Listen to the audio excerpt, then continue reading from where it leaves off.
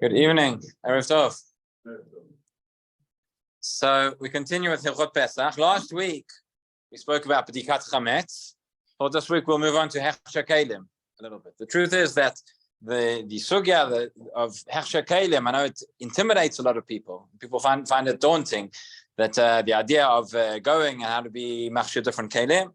The truth is that in terms of once upon a time, the actual utensils that we have in the kitchen, the pots and the pans and the plates and everything. So once upon a time, it was far more common.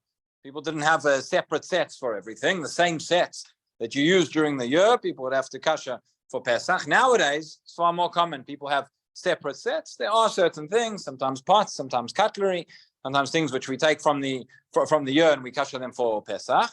But the principles which come out would apply equally to all the appliances that we have, the stove, the oven, the sinks, the countertops, the fridge, etc.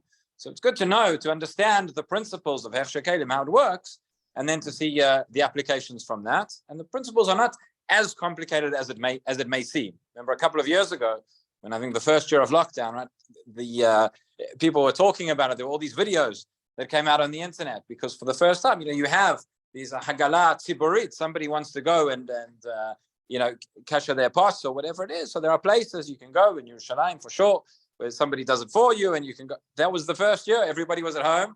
Everybody had to do it by themselves. But it's, like I say, it doesn't have to be as intimidating and as daunting.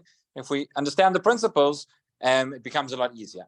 There are two places where the Shulchan Aruch talks about Hechsher Keilim. One is in Yoreh Deah, in the halachot of kashrut, of iser v'heter. The truth is there, it's a very, very short siman. The Torah and the Shulchan Aruch in Yoreh Deah, siman kuf kaf aleph, there are a few principles, a few applications which are discussed there exclusively, but most of it says the heading of the siman is go learn Hilchot Pesach. Basically, that's what the Shulchan Aruch says. It says go into Orach Chaim in Hilchot Pesach. We have a very long, detailed siman, Tafnun Aleph. In fact, there are two siman.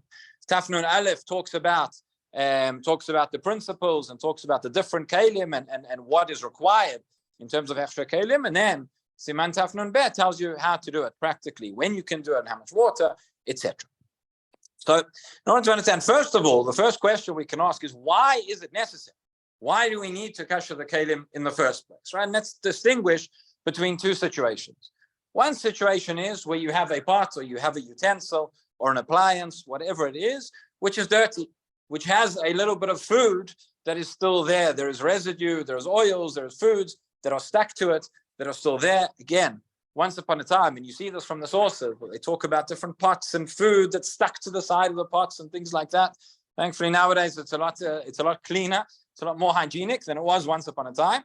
But if you have the actual food there, then we understand. You have bits of meat that are stuck in the pot. You clearly can't use it to cook milk. You have bits of milk that are stuck together on the plate. You can't use it to eat meat. You have bits of chametz that are stuck and that are still there.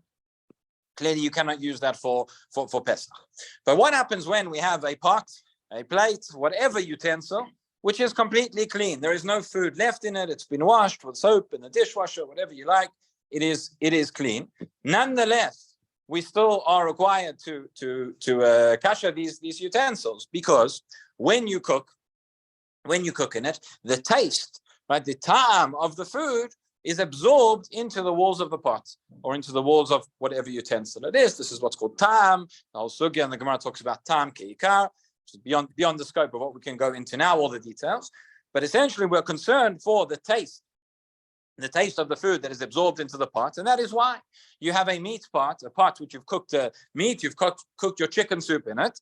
Then that taste, the flavor of the chicken soup, has been absorbed into the walls of the pot, and we're concerned the next time you cook hot food in that pot again. So in the same way that the heat is going to absorb the taste into the utensil, the heat is also going to release the taste from the utensil. The problem is it's not going to release all of it, it's going to release some of it. And then therefore, if we cooked chicken soup in our pot, if we were now to use the pot to cook milk, so what's going to happen is that the flavor of the chicken soup, the flavor of meat, is then going to go into the hot milky sauce, whatever it is, and you've just cooked milk and meat together. You've cooked milk and meat together, you'll be eating milk and meat together. That would therefore be forbidden.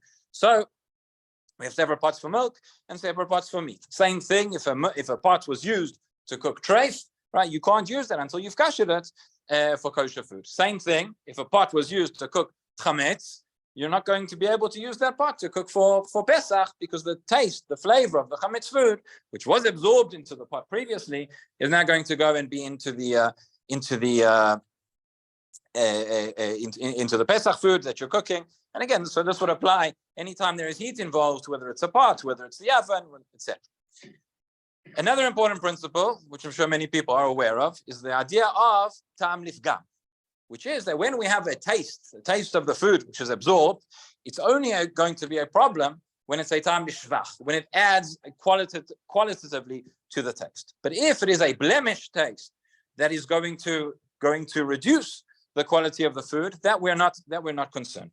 And Chazal teach us that a taste, again, we're not talking about actual bits of food, just talking about the absorbed flavor, which is in the walls of the pot or the utensil. When that flavor has been absorbed and has been there for a period of longer than 24 hours, after 24 hours, we say that taste is now pagum. That taste is now blemished. And therefore, that would not, if it were inadvertently, accidentally, and I'm going to get misquoted here. So you're still not allowed to use the meat pot to cook your milk after 24 hours. Okay, when somebody misquotes me, tell them that they were misquoted.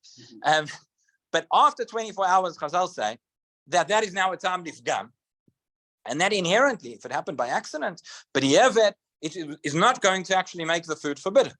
Nonetheless, you're not allowed to do it. Nonetheless, if it was done by accident, you would still have to kasher the pot. As I say, it's a gzeira, because even if it was used when it's eino ben yomo, meaning it hadn't been used for the last 24 hours, we say gzeira atu ben yomo. Because if we say you can use the pot that was the meaty pot after 24 hours, use it for milk, well, next time you're going to forget, you're going to use it within 24 hours, and it's going to be a problem. But people should know this is always that happens. It's very, very common. Right? People accidentally, you use the wrong spoon, you use the wrong pot, you use whatever, and very oftentimes what happens is people call up with a question. One of the first follow-up questions you always get asked is, had it been used in 24 hours or not? Was it ben yomo or not? It's very important to know that information. And often what people do is they'll call up and they'll say, Rabbi, this is what happened. This was the mishap in the kitchen. I've already thrown away the food. What do I have to do? What do I have to do with the pot? And very, very often, if it hadn't been used within 24 hours, again, b'di'evet, inadvertently, accidentally, after the fact, it may well be, oftentimes, that the food itself is still kosher. But the pot needs to be kashered. So therefore, you should call up the rabbi first before you throw the food away, because you might not have to throw it away, might have to throw the pot away, but that's another matter. Okay, so therefore, even if it's been more than 24 hours, nonetheless, we say the pot still needs to be kashered. So we have our chametz pots. If we want to use them for Pesach, the fact that I haven't used them for more than 24 hours since last cooking chametz, nonetheless, still needs to be kasher. So how do we kasher? So the main principle to know in terms of Hechsher Keilim is what's called kebul'o kach polto. Kebul'o kach polto, meaning in the same way that it absorbs the taste, in that same way it is going to release the taste. And what we're talking about here essentially is the format of cooking which took place, the format of heat, of transfer that took place, and that we distinguish between two primary methods. Something which was cooked, which was directly absorbed by the heat of the fire, versus where you had what we call, roasting, right? Versus where you have what we call cooking, but through water, through a liquid medium, that is going to be a lower level. This is learned out. The Torah tells us that after the war with Midian, when Bnei Israel went and took the spoils, and they took the utensils and the pots and whatever which had been used for non-kosher food. So it says, Kol asher ba'esh taviru va'esh, v'kol asher eneno ba'esh taviru b'mayim. Right, those things which have been used in fire, where the food had been cooked directly, that would need fire, directly on fire, which is a higher level of heat, in order to get rid of the taste of the non-kosher, meat or milk or chametz, whatever it may be. Whereas something which is only by water, that would require boiling water as well. So these are the two, therefore, primary methods of kashering. What's called libun, which is where something has to go in the fire, it has to go in a very, very high degree of heat, versus hag'ala, which is essentially immersing in boiling water, something which had only been used for the level of boiling water for cooking, that in that way it's absorbed the taste, in the same way it's going to release the taste. There is a difference in terms of the mechanism, in terms of the way that this works. It has practical ramifications as well between libun and hagala, as follows. Although we say kibolo kach polto, which means the principle is the same way that it had absorbed the taste, we need to release the taste. Okay, that idea certainly applies by hagala. In other words, hagala is where you take the pot or the cutlery or whatever utensil, and you immerse it in boiling water. We say it did not absorb the taste of the food directly via fire, but rather through a liquid medium. So it's a lower level. So it absorbed through being in boiling water. It will release the taste through being in boiling water. And that's what we do. There we say, according to everybody, the way this works is that when it's immersed in that boiling water, that hagala takes place, the taste is then released. It's expunged from the utensil. Libun, which is directly by fire, and that needs to be done. This is where you would do via a blowtorch or via very, very high degrees of heat. There works in a different way. Over there, we say it's not that the taste that was absorbed is now released, but rather the way that libun works is that it's simply burnt up, and whatever taste is left inside is destroyed. The way the poskim write it, they say it's mechalev soref. It destroys and it burns whatever is inside. That's why when it comes to libun, right, we don't say that the same degree of heat. Sometimes you could have a utensil or something which was used on a certain degree of heat. We say for libun, there's an objective standard of how hot it has to get. It has to get red hot. Even if previously when you cooked it, it wasn't the same, wasn't to that degree of the red hot as it may be, because we say libun is not just undoing the way that it was absorbed, but it's actually destroying, going inside into the kli, as it were, and destroying whatever taste may be left inside. Okay, so those are the two primary methods. And what the Gemara tells us and what the Shulchan Aruch tells us is, based on whatever the vessel was used for, that is the way it needs to be kasher, right? So you have, for example, skewers, or things which are used for roasting, where there is no liquid medium. It's directly absorbed from the food via heat into that utensil. That would require libun. If it's something whereby it was cooked, again, via a liquid medium, that would require hagala. Things, by the way, which have only ever been used for cold, and there was never any heat at all, so those utensils have never actually absorbed the taste. Then all that's required is to wash them off, and that would be sufficient, because there's never been heat. There's never been a transfer of taste in those cases.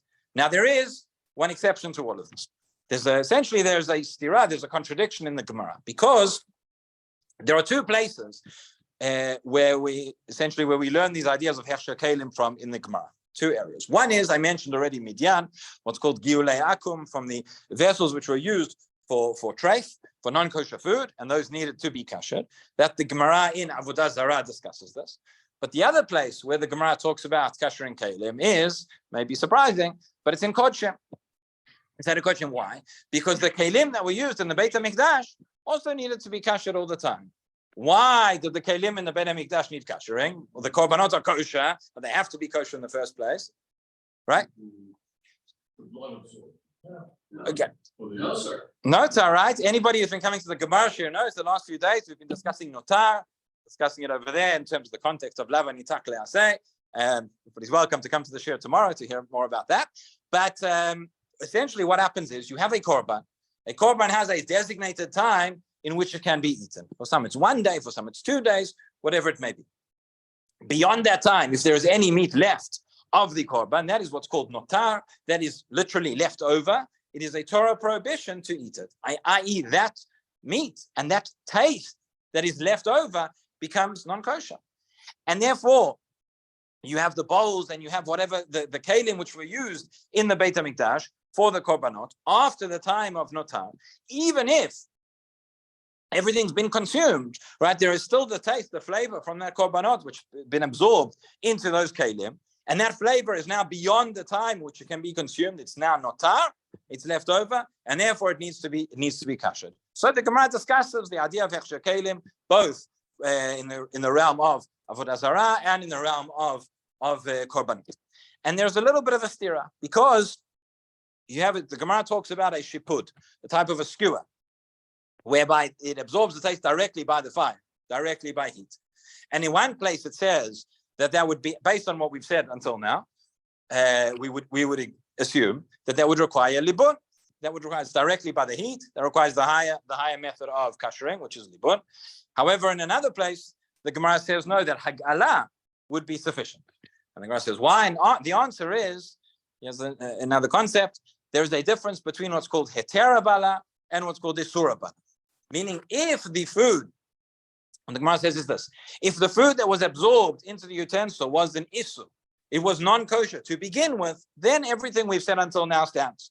Meaning, if it was the highest level of heat, it's by the fire, it requires libun. If it's lower, it requires hagala. That's if it's an issur.